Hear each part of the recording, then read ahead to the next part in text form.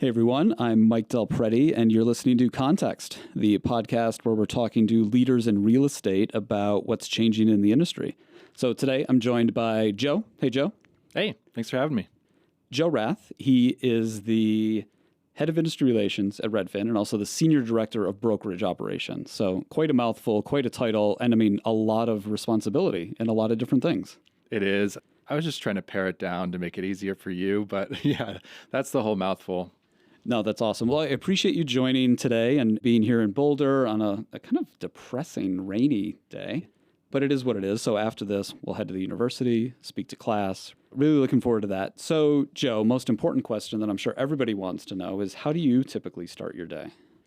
Oh, with the little one. So I was telling you earlier over coffee that as a 40-year-old new parents again, so I have a 9 and a 7-year-old, but our little guy Declan is 10 months. And so the mornings definitely start with him pretty early. Yeah. My wife works in the hospital, so she's up bright and early too. So it starts with coffee, but also with hanging out with the little guys. That's also one of the advantages of working with a lot of people in Seattle is I'm in Cleveland, Ohio, so I'm on Eastern time. And so I do have a nice little buffer there where I can get my morning started and hang out with the kids and bring them to the bus stop. That is a good advantage. Yeah. And what kind of coffee guy are you?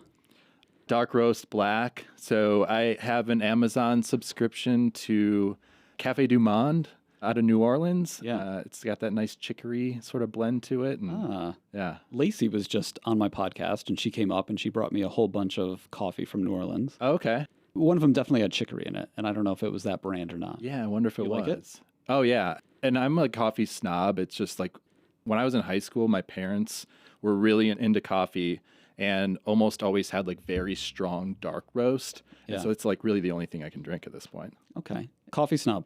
Welcome to the club. That could be an alternate title to this podcast. So just jumping in, I mean, if we're talking about Redfin and the business and all of that, I like to think and I talk a lot about strategy, and where strategy typically starts is this idea of competitive advantages. What do you think Redfin's competitive advantages are right now?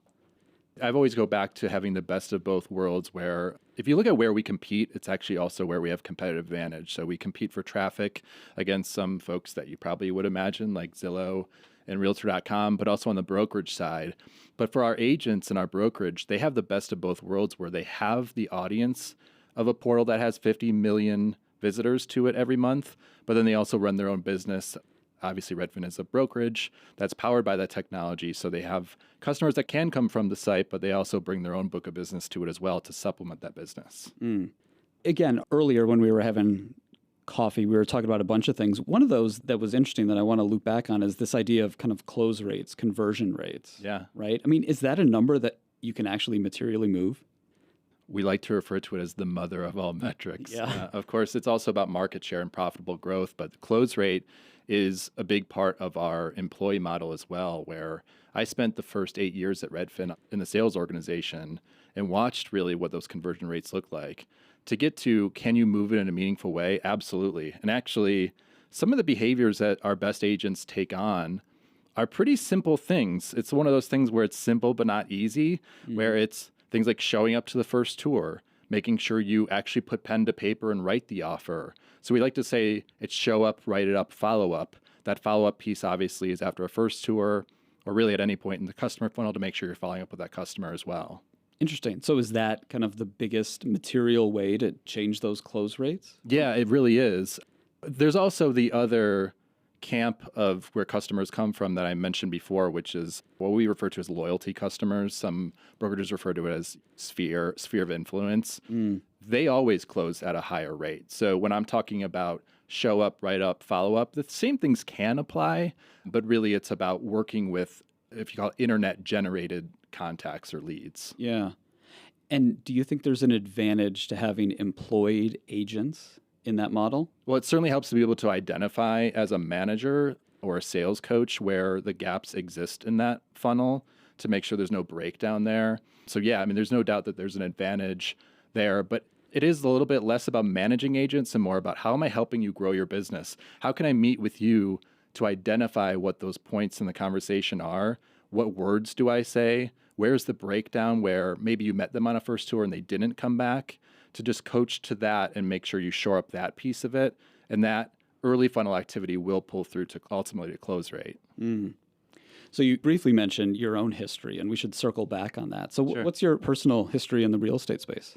In the real estate space, I'm the son of a broker. You probably talked to a few of those before, Yeah. daughters.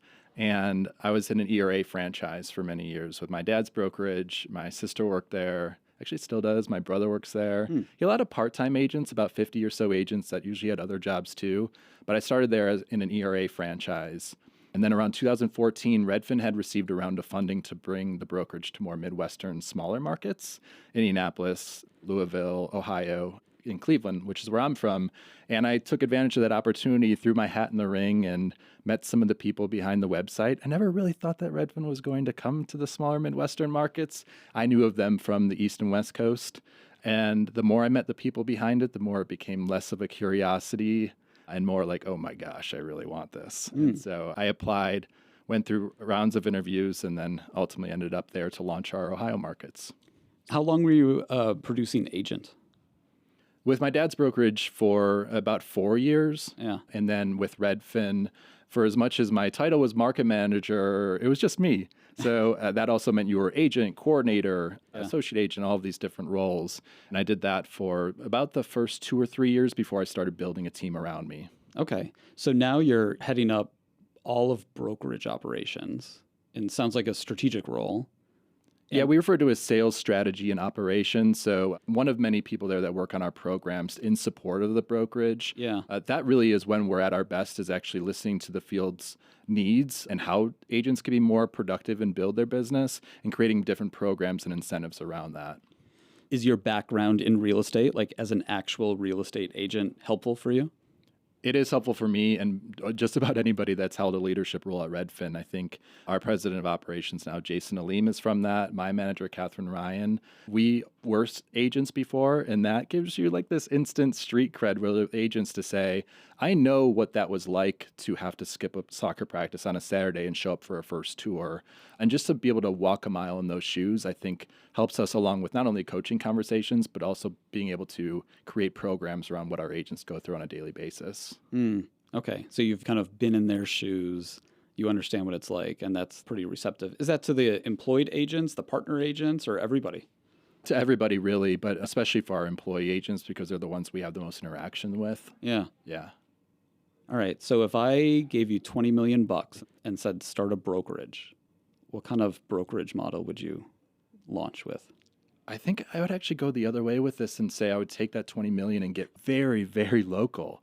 Yeah. One of the things that I thought back to when I was running the Cleveland market is if we were hiring the wrong way, and not meaning the wrong people. Actually, some of the agents I had hired that many years ago are still with us, and they're amazing agents. But we were spread across such a large geography in our MLS's footprint, where I think if I could go back, or if I started my own brokerage now, I actually might get very local to not even like a zip code, but like a neighborhood in a zip code, and just saturate that. Yeah. And think smaller instead of bigger. Instead of being everything to everyone across the geography, become the neighborhood expert of that one area. Interesting. And the model, would you have employed agents? Would there be a traditional commission split? Would it be some sort of per transaction fee? I got 20 million now. So yeah, I'd stick with the employee model too. I also, in going back to Redfin and what I would do at my own hypothetical brokerage, it really is important for our mission to our customers to be able to deliver on a consistent experience. I always thought that a Redfin yard sign should mean something, because you go to any given city and you drive by and you see different yard signs, and maybe that brand means something to you, and maybe you know somebody there and it means something to you in that way. What I always wanted, the ideal I had in my head, was that when you see a Redfin yard sign, it really should mean something, and it should mean something very consistent, a consistent customer-friendly approach to selling that house. I was going to ask, is that what it means? Consistent, customer-friendly approach? I think so. Like, I don't want to take, like, I know we've been branded as this, like, nameless, faceless corporation even more recently, but it is about the agent too. So I don't want to take away from that at all. It very much is about that person on the other end of the phone line when you call too. But just that Redfin logo on a red yard sign, I think that should mean something. And that is the ideal I hold up. And it's also an important part of actually managing that experience from an employee agent standpoint. And do you think it's easier to maintain that consistent message with employed agents? Yeah, and that just goes back to my experience in managing hundreds of agents. The other thing that we hadn't touched on was what happened after Ohio, which was taking on larger segments of markets in different pockets of the country. And so there were a lot of similarities, whether it was the Southeast in Florida, Nashville, all the way up to Vancouver, Canada. It was the same thing, but I always wanted that consistency across the brand. If there wasn't that consistent back end and the agent adoption, 100% of tech use, and knowing where to identify each of the customer pain points in that funnel, I don't know if we could have delivered as consistent of an experience for our customers. You mentioned all these different markets. What's one thing that's the same in every single real estate market, and what's one thing that's different in every market? The best agents are made from the same stuff, which usually has to do with never giving in and never taking no for an answer. So the approaches, it's actually the same answer. The approaches that they have and the words that they use are almost always different. Whenever we talk to our top producing agents, I also oversee our training departments. We're doing this thing right now called Words That Win. And what's interesting to me is for as much as all these words and phrases at different parts of the customer journey are spot on, and I'm like, it actually makes me want to work with you. You're so good at this. But they're all different. And a lot of times it comes from self-awareness and their own background, the reasons that they're in real estate to begin with. But consistently, like what actually pulls through to the closing table, it's that relentlessness of saying, I'm not going to give up on you, and I'm not going to give up on this deal. Maybe you lose out on the first 5 offers, but I'm here for the 6, and we're going to get this thing. Huh. Is that an example of a word that wins, relentlessness? No, that one in particular is not. I'd be a terrible person to ask about which words win because I was only a halfway decent agent to begin with. Okay. I think my customers liked me enough, but really, our top producing agents at Redfin now, they really blow me away in terms of how their consistent approach to customer service and the fact that they grow these big books of business, but they have the same approach because it's just like anything else you practice. It's like shooting free throws when you're in the NBA. They just know exactly what their go-to moments are in the customer journey and exactly what to say in those moments, where it works because they speak with confidence about it because they know it actually does work. All right. So when we're thinking about technology versus people, how do you find a good balance? Because Redfin is more of a technology company than almost any other brokerage in the space. And everything's centralized and you have control and you have employed agents. So you could automate quite a lot with technology. How do you think about finding the right balance between automating with technology versus just putting a good person in communication with someone? Yeah.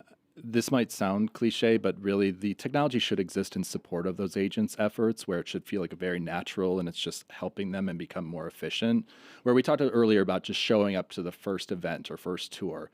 That's actually like a lot easier said than done because we work a lot on nights and weekends and a lot of our customers, especially when you're getting a good amount of business from the website or even your current book of business, they all want to meet you around the same times. And so when we're telling an agent to keep a commitment to that first tour, the technology can help us a lot with that because they can actually sync up with your Google Calendar and see when you have spots available. You can go in and designate when you're working and when you're not. But if you actually need to do something to change that around and get belly to belly with a customer, that's where the challenge comes in. So if that technology is actually getting in the way of your ability to meet the customer, well, in that case, it's not doing your business any good. And so we always have to keep tweaking our systems to make sure it's actually accommodating the behaviors we know pull through to close rate. How do you figure that out? Are you listening to agents and what they like and don't like? Or are you just kind of sitting back, looking at metrics and saying, how do I want to adjust this? Yeah, well, first we start with talking to our agents about it. And they are not shy about telling us where those pain points exist, of course. But also we can see, for example, keep the same example up about what we would refer to as like prime time hours. When do customers in this particular market actually want to meet with us? Not surprisingly, the graph would follow sort of a U shape. The arms of the U being Saturday and Sunday on either end, and then the bottom of the U is basically like those nights and weekends. But every market is slightly different, and it's based on real data in the market. So we can go to a manager or an agent in Boston and say, hey, when you're coming up with your schedule this week, this is what it can look like based on when customers from the site actually have demand. Earlier today, we were talking about homes.com and this idea of your listing, your lead, right? Give me the counterfactual to that. How could that not be good for agents? Well, I don't know whether it can be good for agents or not. That's the truth, is I think we're all sort of waiting to see how something like this plays out. But I did have just questions around it, which I brought to our agents before I even spoke to you at coffee about it, which was, do you, one of the better, more producing agents in the market, is this something that you'd be interested in? Because I do, as head of industry relations, go to a lot of conferences and hear about this, and it is a good applause line. You do hear a splattering of applause anytime this is mentioned about your listing your lead. And our agents had about the same reaction. It was sort of mixed. There were some people that were pretty passionate, and they said, that is definitely something that we should explore and that I'd be interested in. And then what we did was we showed them just how many contacts come through the different parts of the funnel and how much their phone potentially would be ringing if this was the case. And some of those raised hands started to lower with smiles on their faces saying, I actually don't know if I would really want that. I think like we just don't really know how that would play out in practice when we're talking about things like work-life balance and prioritizing customers. Do you really want all of those contacts from a portal, a website the size of Home, Zillow, Redfin coming to you directly as the listing agent? I think the first thing I would think of as an agent is like, do I have infrastructure and a team to support some of the customers that come through that won't be buying this particular listing? Obviously, being an in-house and being an actual brokerage helps us quite a bit in that category because we do have a network of agents in the same market that can help that person. But I think that there's just a lot to be seen of whether or not that's actually good for agents and good for customers or not. The other thing I would say about it is mostly they won't buy that particular listing. And so what happens after that? And even if they do buy that listing, if you have 100 contacts on that listing, what are the other 99 customers supposed to do? Is that a good experience for them in a your listing your lead model? So just different questions I have about this. No, I think they're totally valid. And we had a great chat about it. And I would not go so far as to say you are pro or against this. It's just raising good questions. And I love the idea of the counterfactual, or because so much in this industry is really counterintuitive. And it's easy to hear things, whether it's your listing your lead or something else, and think, oh yeah, that's great. That's good. It's good for everybody. But what about the unintended consequences? And that's a really good point. Yeah, and also just our ability to iterate on the process, where one of the reasons I brought it up is because we could actually do that. There's nothing preventing us, whether it's partnering with our inside sales department, which we call sales advisors, or just literally starting to put the listing agent's actual cell phone number on signs for particular listings. We can probably play around with that and test it and see if it's actually what we want and what the agent wants and what the customer wants. But I don't want to lose sight of the fact that we exist for a better customer experience at Redfin too. So if we ever get a sense that someone's being left behind out of those 99 out of 100 customers that won't buy that house, then we just won't do it. Yeah. No, that makes a ton of sense. Is there a piece of technology that you or Redfin has developed that you wish more people used? I think that proactive follow-ups, I don't wish that they would use it more. I think that we just need to get to a place where it feels more personalized and they can actually make it sound like it's in their voice. Like there's all sorts of ways we can automate the follow-up. When I said show up, write up, follow up. Follow up, the low-hanging fruit is to use something like artificial intelligence or templates to actually just put that into the email and just send it out without the agent even knowing about it. We can probably do that in some really smart ways. But what works better than that is when the customers either really send it out on their own, put it in their own voice. Even better is when they actually pick up the phone, which is this antiquated concept now, probably. And when you're working with the customer base that we do, maybe not the most efficient use of time, but man, does it work. And so I think if I had anything I wish agents did more of at Redfin, I hope they don't criticize me for this, but it's pick up the phone. Yeah. What a surprising takeaway. Pick up the phone.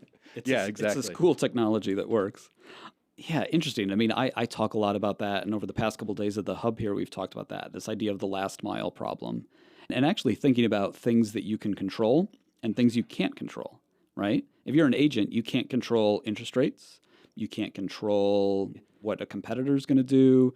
You can't control the commission lawsuits. But what you can control is if somebody calls you, call them back. If somebody emails you, email them back.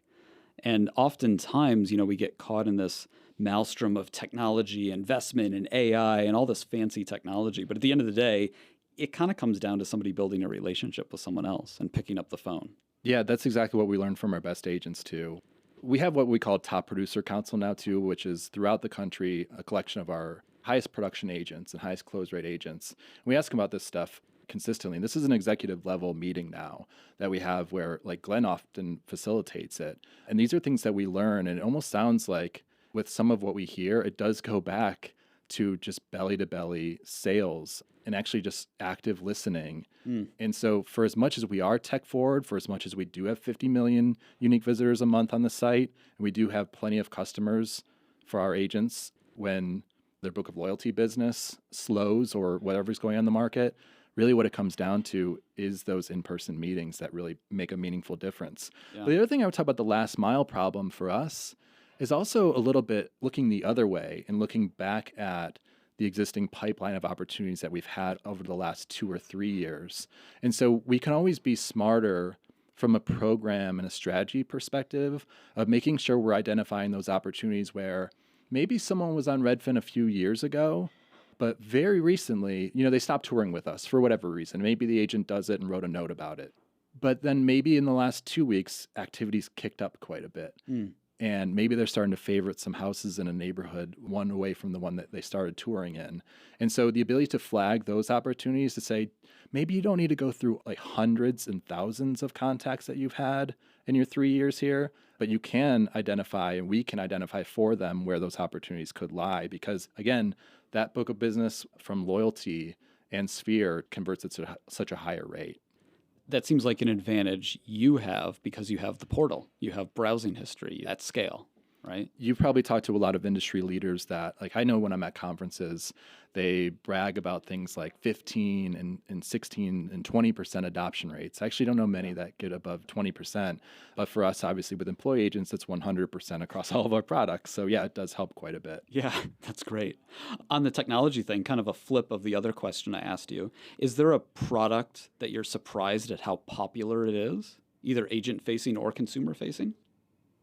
We do a really good job of deprecating technology that's not working.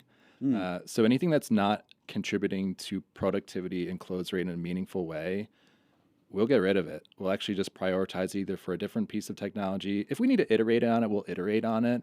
But there's very little that's left today that's not making a meaningful difference because we would have just deprecated this technology. Okay. In terms of closing down tech that isn't quite getting the traction you want, is there an example you can share? Yeah, there are a couple of them actually now that I think about it. So we had a product called Redfin Direct, which allowed for unrepresented buyers to make offers on properties without using an agent. We call it our buy it button. So as soon as you would click on a listing and wanted to make an offer, you'd fill out basic terms about it. That forms were actually quite large. And you would submit that to the listing agent, and the listing agent in turn would present it to the seller.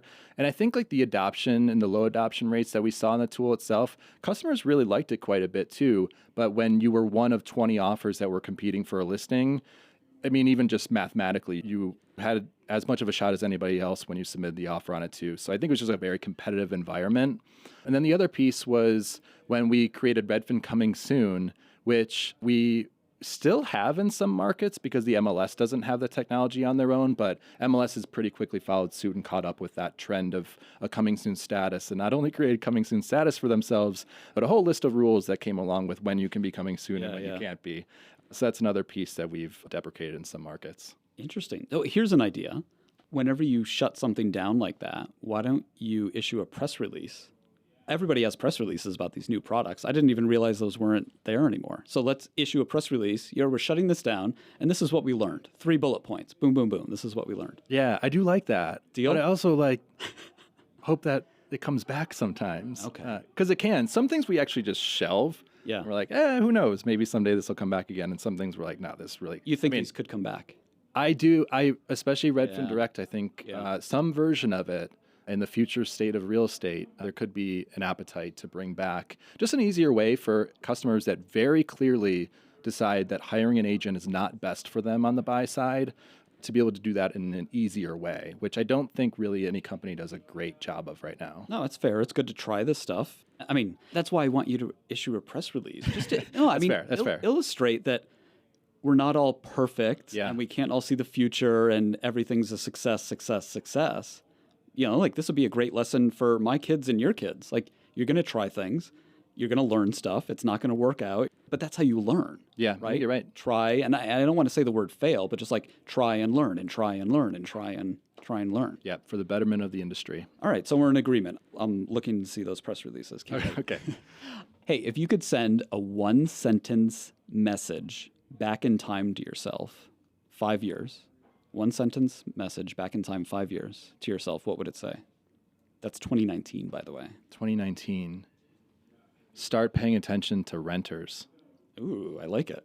Tell me more. I mean, obviously we acquired RentPath in 2021, so I feel like we have the right strategy now, rebranded as Rent, and I still think the addressable market for us there is very large. But I do think there was an opportunity where we should have just had a strategy earlier on with what was already by 2019, probably all signs were saying this is a huge part of the market, especially in an affordability crisis, that we can't be the solution for all things residential housing unless we have a firm strategy around what we do with tenants. And I think that could have just happened earlier, but I feel like we have the right strategy now. Okay, great. Are you familiar with lane assist, like in a car? Yeah. All right. So I love lane assist, and I think it's a great analogy when we think about strategy, right? It keeps you in your lane. And if you get out of your lane, it starts vibrating, right? Oh my God, we got to get back in lane. By the way, that happened in the Uber ride over here today. Did that affect his or her tip?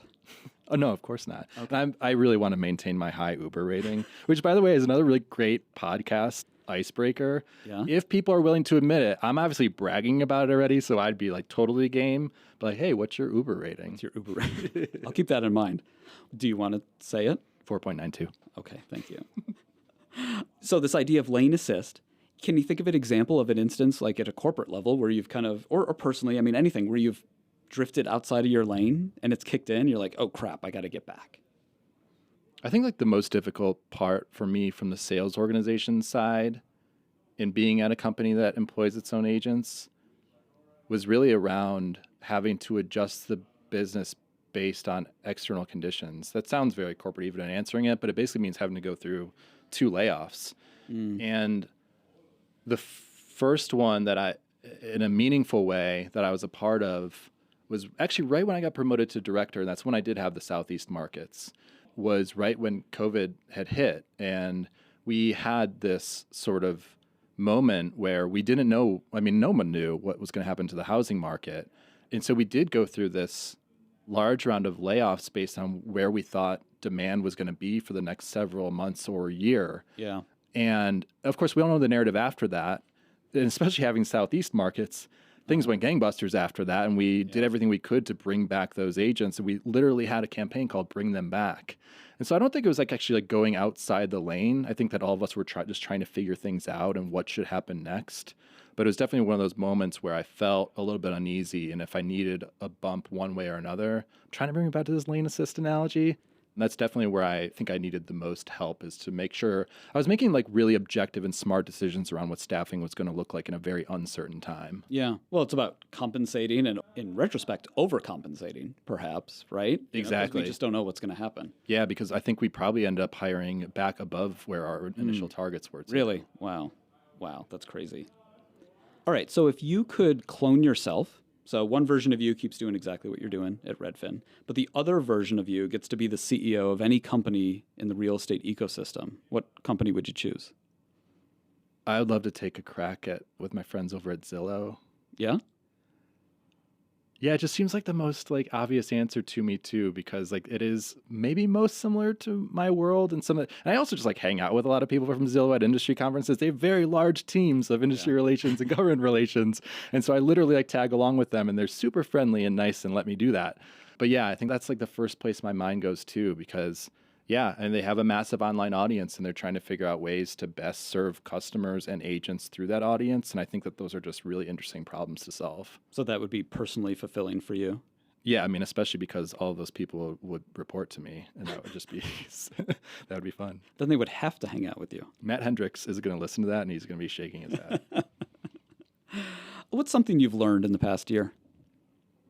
This actually does just get back to personal things. We were not expecting to have a newborn back in April, and it's been really a blessing. But I think that this year in particular, it has just been to take a beat. And we always think that things will stop being crazy in residential real estate, and they never do. They actually sort of just get crazier. And The most meaningful thing that I've done in the past 12 months is really just to create better boundaries around family time. But it really does pull through to business because I become better at my job because I've been doing that. And so it shouldn't have taken 9 years to get here. My company has always been very supportive of time off and would have given me any vacation time I needed and certainly leave. But I just need to do a better job of making sure that I said, this is important for me to do. And it will make me better at my job, but also more importantly, I'll be a better father and husband for it. Oh, that's great. I appreciate you sharing that. So as we close up, any final thoughts you want to share? Oh, we didn't talk about AI. I'm totally okay with that. I am too, actually. I think like the other part of my job is around industry relations is working with MLSs. And I have been thinking about MLSs a lot lately in the wake of certain decisions. And I think like one of the best paths forward is really for broker members to just partner with them and find out what those needs are and what can we do as broker members to tell the MLS, here's how this relationship can be stronger. And so that's a big part of what I want to focus on in the next 12 months too, is actually just having those conversations with MLS execs and saying, how can we help you? Because we are strong believers in the MLS and the value proposition of the cooperation piece of it. And I just think that there's a lot of things that the MLS, it's important that that structure stays in place so that everybody has equal access to a fair housing market. Oh, that's great. So, I mean, yeah, if you're listening, Let's talk. And you're in the MLS space, Joe would love to chat with you. Okay, awesome. We'll wrap it there. Thanks for joining, Joe. Really appreciate you coming on. And yeah, I'm Mike Del Prete. You've been listening to Context. If you want to dig into more podcasts or some of my research, good place to start is my website, mikedp.com. And we'll catch you next time. Thanks.